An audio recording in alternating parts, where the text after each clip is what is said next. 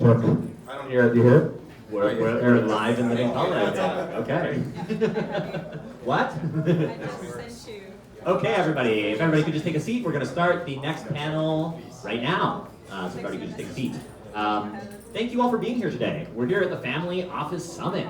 We're here to talk about investment. We're here to talk about Web3. We're here to talk about the future of technology as it pertains to deploying capital. And that's an exciting thing. And today we're talking about the multi-chain future of Web3.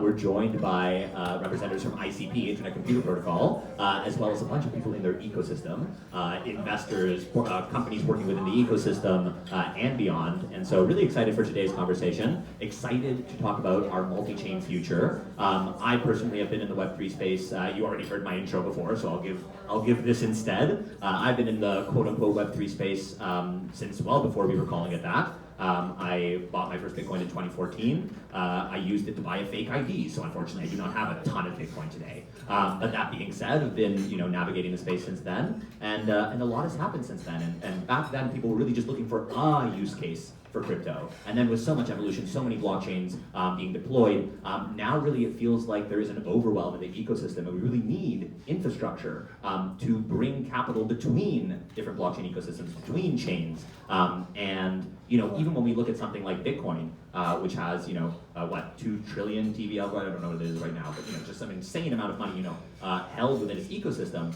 There's very little DeFi. There's very little action actually happening on these really robust, really well-used networks, and that's why we really need companies like ICP to exist in the space to facilitate our multi-chain, cross-chain future. So with all of that being said, I think the best way to start this conversation is probably just to pass the mic around the stage. I think, Javier, I think we want to probably start with you, if I'm not mistaken.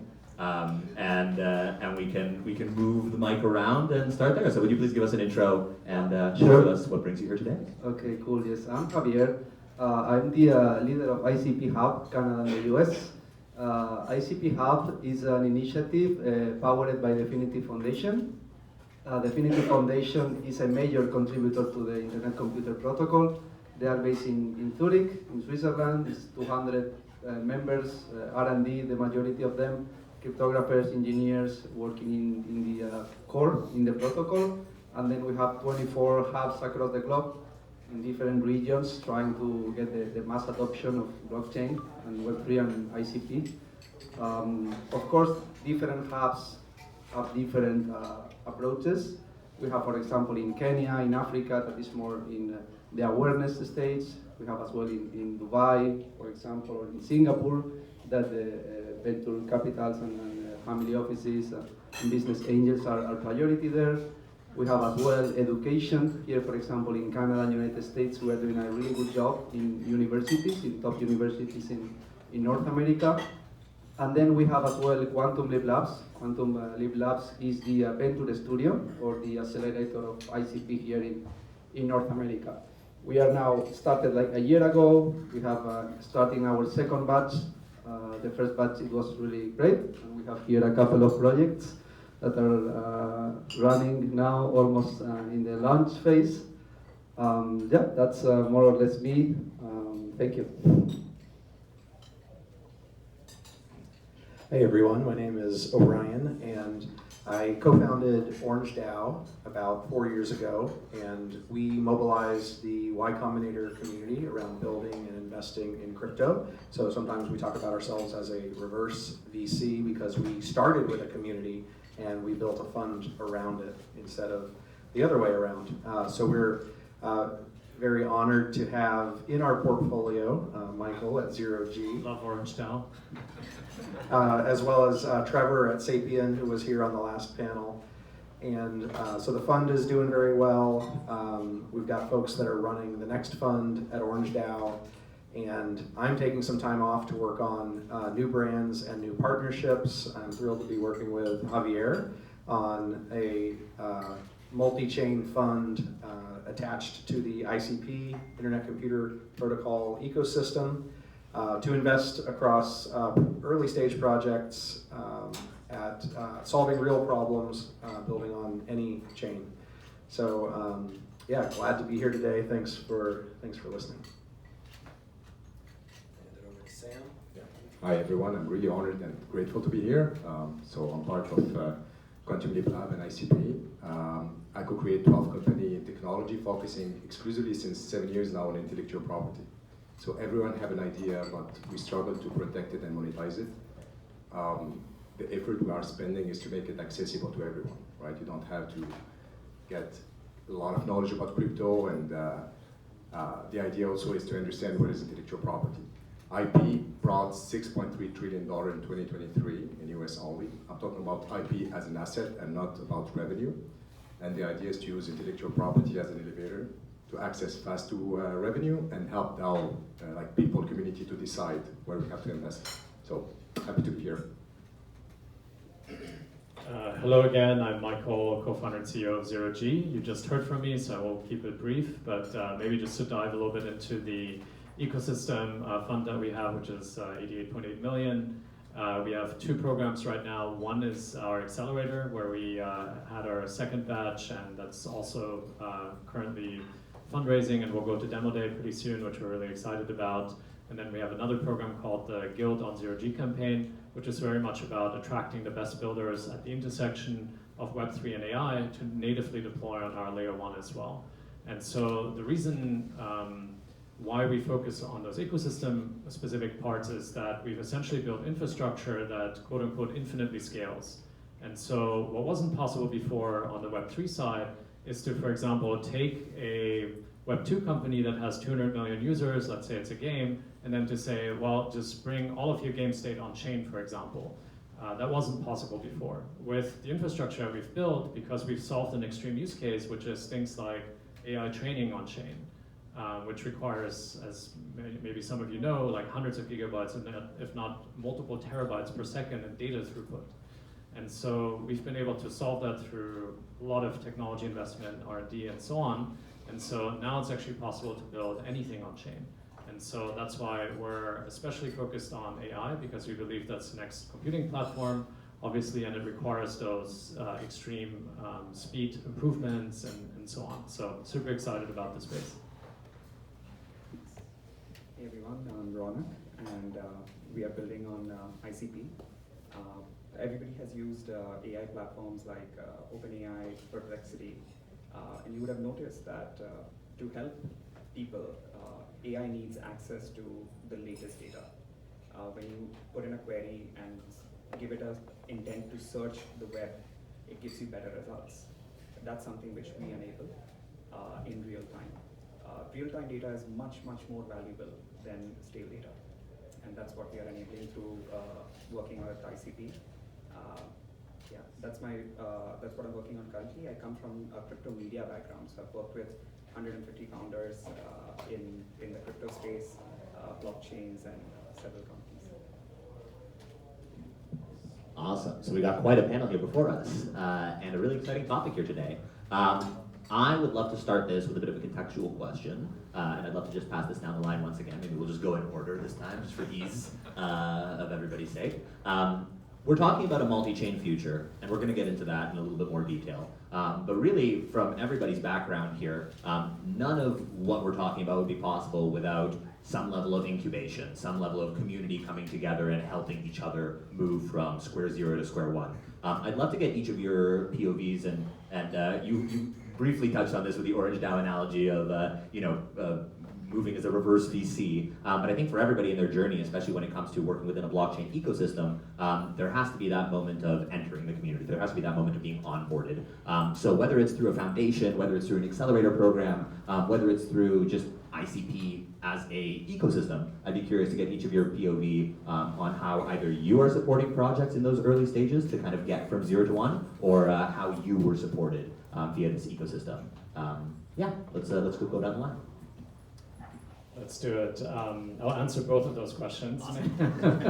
Maybe first from how we support new ecosystem projects coming onto our chain.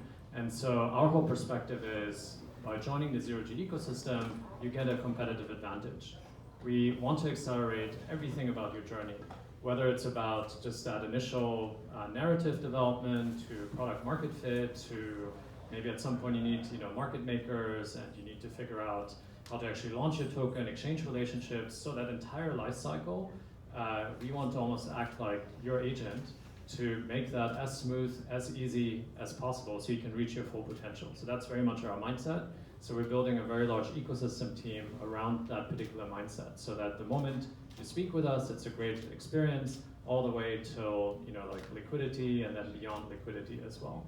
So that's our perspective. So you can easily come in through, let's say, an accelerator if you're later stage or through the initial building program, and then we can refer you to great programs like Orange DAO, for example, and so on. So my journey, though, has been one of, since I'm a second-time founder, being a founder wasn't new to me, but what was new is being an operator in Web3. So I had to learn very, very quickly. Because the way we started with the co-founders, so we're 4 co-founders at 0G, and we were kind of in a matchmaking process through my classmate from Stanford that I met at this point maybe 12 years ago. And he called me up one day and essentially said like, hey, I invested in this company 5 years ago called Conflux. Ming and Fun are the best engineers I've ever backed. They want to do something on global scale. Are you interested in meeting with them? I said, sounds really interesting. I'm ready for something new. 6 months of co-founder dating, I was like, okay, I came to the same conclusion, best engineers ever, 2 Olympic gold medals in informatics, Microsoft research for 11 years, like top conference papers, one is University of Toronto, professor actually, so local to Toronto, which is awesome, yay. And so it really started with the team, but we didn't have a concrete idea. So we basically just said, okay, we want to start something that A, is a major breakthrough for this space, B, we have deep domain expertise, and then C, something we're super passionate about. And so we needed some guidance along that initial journey. So the first thing that we did is just go back to kind of grad school at Stanford, and they happened to have a Stanford blockchain accelerator, and they were like, hey, join our program.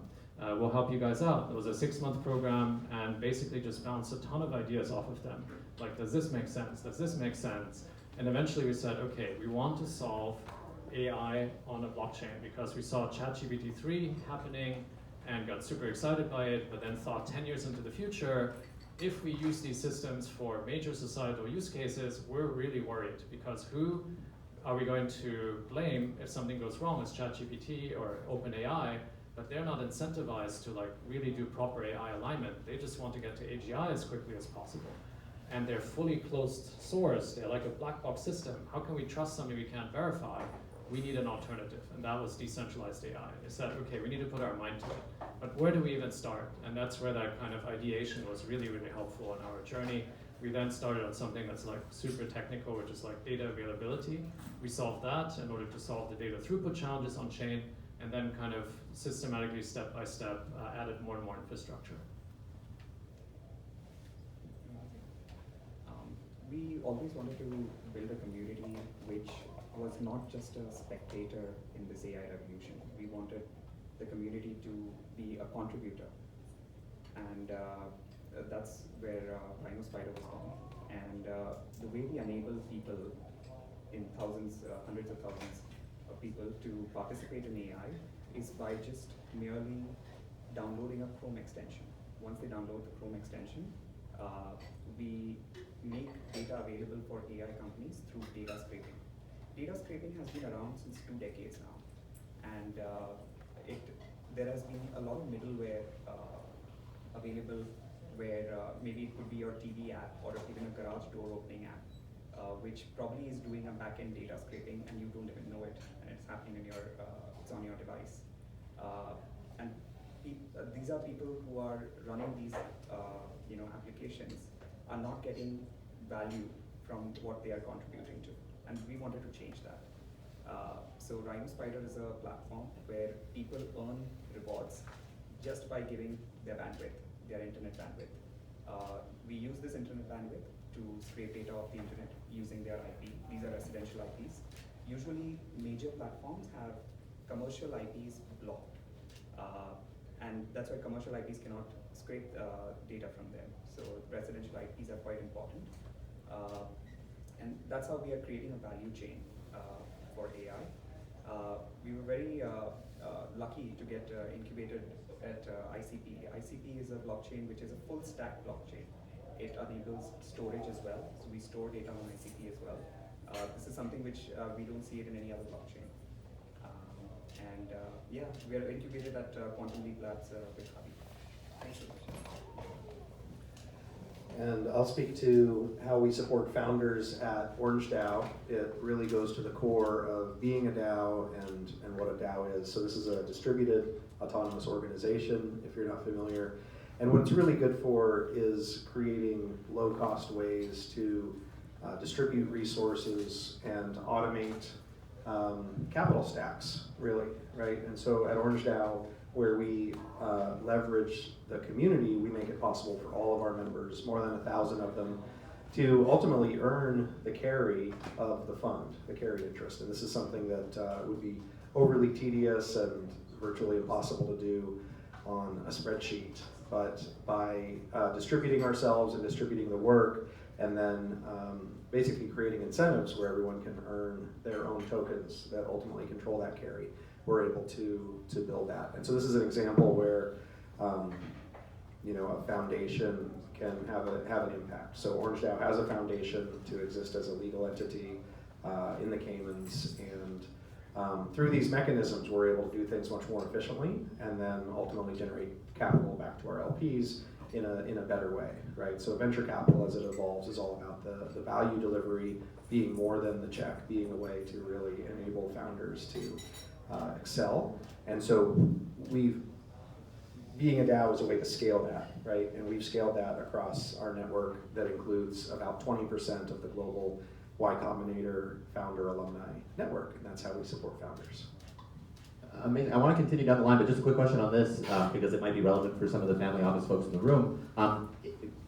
A lot of people love DAOs, a lot of people hate DAOs. I think a lot of people who hate DAOs are people who are parts of DAOs. Would love to get your POV. If somebody is running a family office or a VC, would you recommend that they DAO it? Would you recommend that they decentralize ownership and fractionalize that and actually put that all on chain? Why or why not?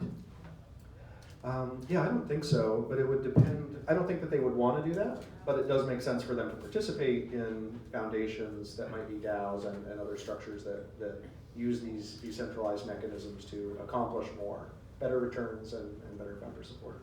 That's a great answer. Javi, please, back to the ecosystem question. Would love to hear how you're supporting founders. Yeah, for sure.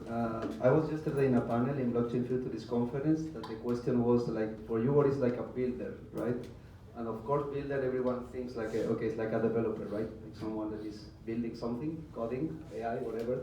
But for me, like a builder is also people working in the business development, people working in marketing, right? People adding value in other kind of services that helps the layer 1s, layer 2s blockchain in general to scale up, right? Saying that, in ICP, and specifically in ICP Hub Canada and US, we have 3 different verticals. We call it like a funnel, right? And the part of the top of the funnel is awareness. Of course, through events, meetups, assisting to conferences, these kind of funnels, doing a lot of AMAs on Twitter, town halls, right? Is the way that we can reach, in general, the people, right? To attract more builders to stay with ICP. Basically, it's not easy, right? Because again, Internet Computer is a decentralized, like cloud computing platform that you can build anything you can imagine, front end, back end, everything on chain, right? When you explain this to like a regular person, it's like, what the fuck, what is this, right? And then it's basically you can say Amazon Web Services, Google Cloud, or Microsoft Azure, right? But in a decentralized way, right? It's an extension of internet. It's a so ambitious project. Of course, the roadmap is 2040, in 16 years or 15 years. But it's difficult to understand in general, right? And I think these ICP hubs are doing a really good job penetrating in different markets, like locally, but building globally, right? And then a part of the awareness, the second part of the funnel is education. That's for us is priority. We see in these kind of universities, University of Toronto, UBC here in Canada, or MIT, Stanford, other universities. These guys are the next Jeff Bezos or Mark Zuckerberg in 10 years, 15 years, right? And basically we are educating them, giving tools. In case of, for example, developers in ICP is WebAssembly. You can build with TypeScript, with Python, with Rust, and then we have as well our native programming language that it calls Motoko. And we are giving all the tools to these guys to build, right? We are running different hackathons with prizes to incentivize them. And then, of course, through our accelerator. We have two different programs, Innovator in Residence and then the Accelerator program. The first one, Innovator in Residence, is for students, right? It's for like talented, like young talent people that wants to build on ICP that needs an extra support, right? We also offer grants, normally range from 5K to 25K as well. And then, of course, we have the Accelerator program that is more for builders, for seniors, or I mean for like people that has experience in entrepreneurs, right? That have more experience and wants to build a project on Web3 or transition it from Web2 to Web3. And then in the last, or the bottom of the funnel, of course, is the Accelerator program and launch, right? For these kind of services in Quantum Leap Labs, it's like a range of services. It's like a tailoring accelerator. It's not the typical one that is running for 3 months and we invite different advisors to talk about tokenomics, to talk about legal, to talk about launchpads or whatever, right? It's more, okay, we interview the projects, we have weekly calls with them, we analyze what is the strengths and weaknesses, and then we focus in the weaknesses, right? Some projects are really strong in marketing and in BD, but they are lacking of developers or they don't understand how it works ICP, right? We help, we allocate developers to boost these projects, right? Or other projects are totally the opposite. They are really good in tech, it's like 3-4 developers, but they don't know how to pitch, or they don't know like how to talk with investors to raise money, and this is also an important thing, right? And we have advisors really good in storytelling, in branding, in marketing, that also support these kind of projects, right? And then the last thing is the fund that we are trying to start as well, together with Orange DAO, with Orion. That this is as well, the idea is chain agnostic, but of course if we have good projects in our Quantum Leap Labs accelerator, the idea is as well allocate some funds as well to these projects. So far we are working with grants, developer grants through the Affinity Foundation, but also like externally with different partners with VCs and family offices. Super. We got one more. Yeah, I think there is a question we forget to ask is, I don't know how many people use ChatGPT here. Just raise your hand. Cool. Do you have an idea where your data is stored? A server? On their centralized server? Azure, Microsoft Azure, and there is the standard for the tech guys, 256 standard cryptography, which is like minimalistic. If you try to read the article where our data is managed, there is a green light saying like, OpenAI can do whatever they want. Okay, this is really risky. Why I'm asking this question? Because combining AI with blockchain, that's what we do with ICP, is super important. We cannot keep AI in the hand of GAFAs. And again, OpenAI, I'm not tackling them, just saying, Sam Altman launched also WorldCoin, right? This is an identification WorldCoin, it's a token to identify the difference between human and bot.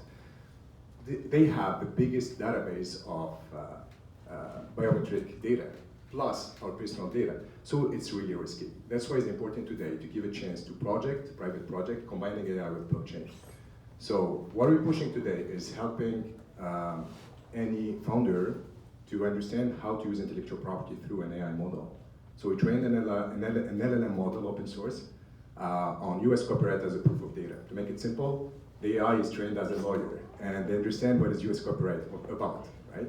You can ask any question with less hallucination. So in this phase, you are able to have free consultation. You don't have to spend $570 an hour, with all respect to lawyers, of course. And then the AI can help you to mint your IP as an asset and sell it in one of the first intellectual property marketplaces. So AI and blockchain are the best friends. This is the best way to make intellectual property liquid and able to raise money using our smart ideas as an IP through crystal clear licenses. So that's what we're trying to accomplish. Beautiful, beautiful. I'm being told that we're almost at time here today, so I think we're just going to pass it down one more time. We'd love to get everybody's kind of next steps. If anybody wants to connect with you after the fact, if you want to, plug your project, plug your take on the next steps in our immediate future, what 2025 is going to look like. We'd love to pass it down the line and get everybody's plug or vision. Let's put it. And I don't know if this one's working, but I think I'm getting there. Yeah, it's not working. You press the red button. We can hear you. Okay. There we go. Nice. Future predictions. Very much excited about an agentic future. So agents doing work on our behalf, which hopefully will mean that we have a lot less to do and a lot more time for self-actualization versus working for a living. So very much excited about that kind of future. As far as connecting with me, follow me on X. It's just michaelh_0g, numeral 0 and G. Very much love connecting on that and sharing kind of the latest insights and the latest ecosystem stories that we have. So excited about connecting there.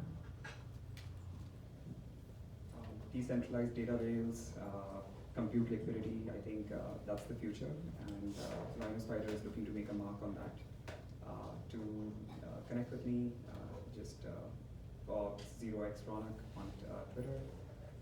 Thanks. Hey, and again, my name is Orion.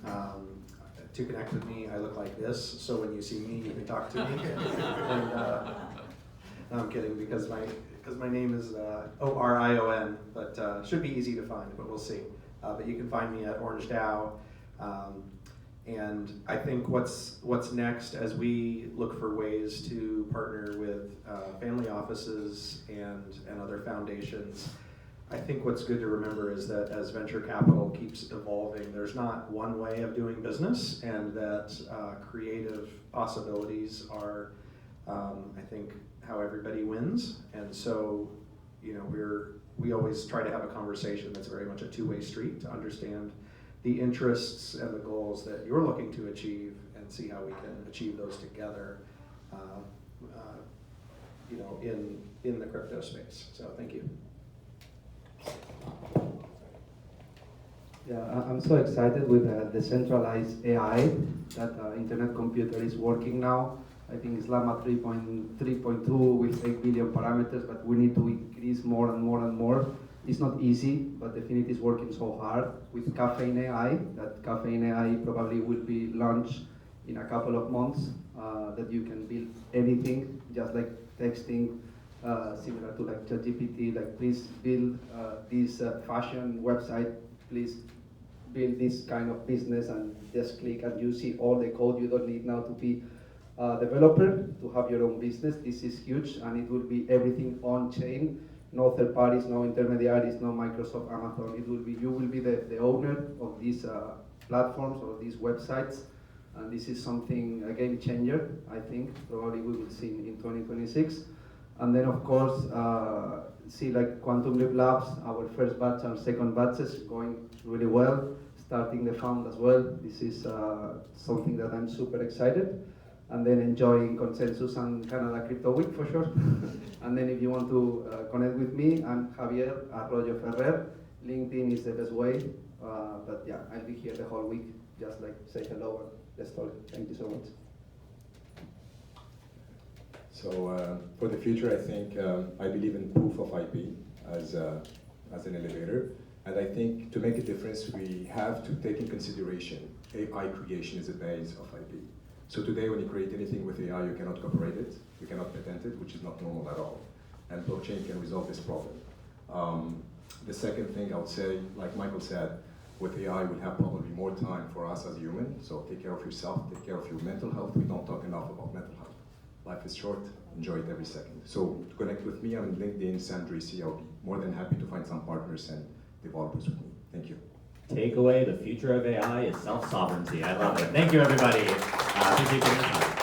Again, let's talk about Africa, guys. Please. Welcome on the stage. You wanted to touch over.